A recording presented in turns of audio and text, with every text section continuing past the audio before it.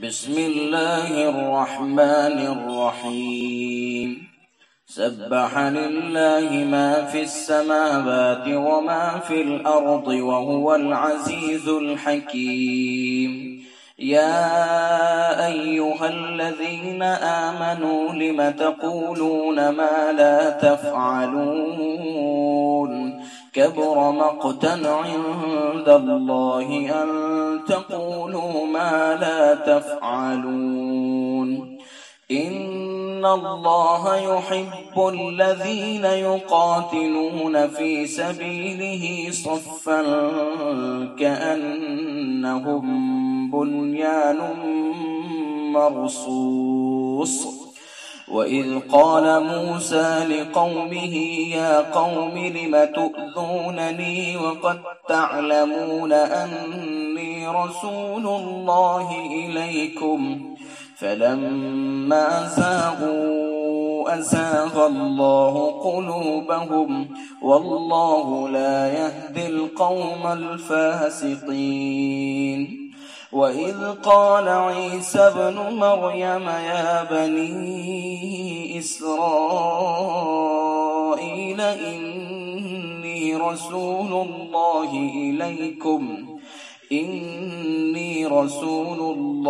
إليكم مصدقا لما بين يدي من التوراة ومبشرا برسول يأتي من بعد اسمه أحمد فلما جاءهم بالبينات قالوا هذا سحر مبين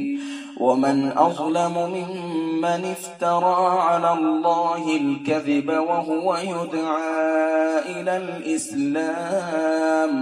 والله لا يهدي القوم الظالمين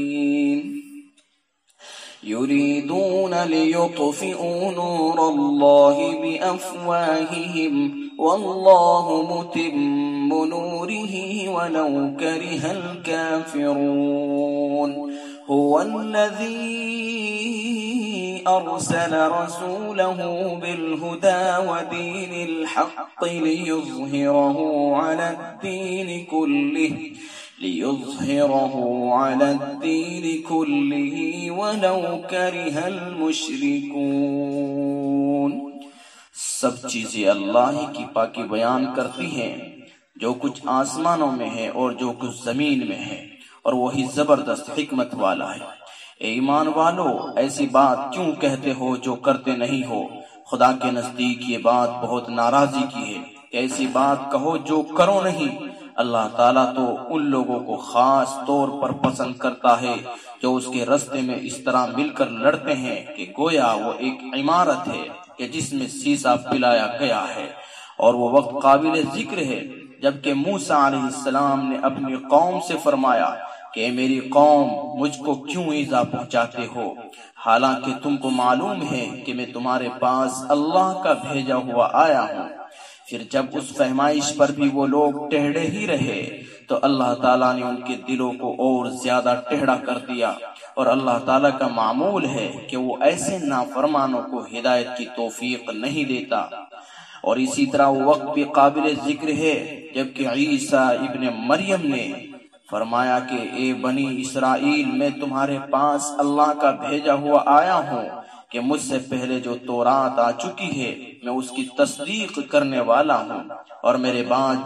جو ایک رسول آنے والے ہیں جن کا نام مبارک احمد ہوگا، میں ان کی بشارت دینے والا ہوں۔ پھر جب وہ ان لوگوں کے پاس کھلی دلیلیں لائے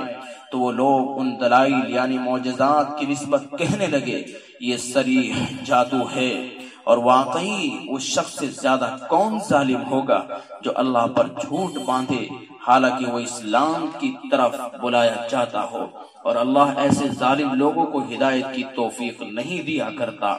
یہ لوگ چاہتے ہیں کہ اللہ کے نور یعنی دین اسلام کو اپنے منہ سے پھونک مار کر بجھا دے، حالانکہ اللہ اپنے نور کو کمال تک پہنچا کر رہے گا، گو کافر لوگ کیسے ہی ناخوش ہوں۔ چنانچہ وہ اللہ ایسا ہے جس نے اپنے رسول کو ہدایت کا سامان یعنی قرآن اور سچا دین یعنی اسلام دے کر بھیجا ہے تاکہ اس دین کو تمام بقیہ دینوں پر غالب کر دے، گو مشرک کیسے ہی ناخوش ہوں۔ يا أيها الذين آمنوا هل أدلكم على تجارة تنجيكم من عذاب أليم تؤمنون بالله ورسوله وتجاهدون في سبيل الله بأموالكم وأنفسكم ذلكم خير لكم إن كنتم تعلمون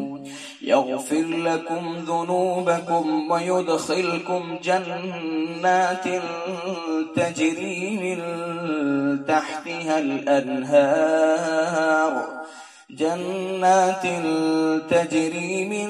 تحتها الأنهار ومساكن طيبة في جنات عدن ذلك الفوز العظيم وأخرى تحبونها نصر من الله وفتح قريب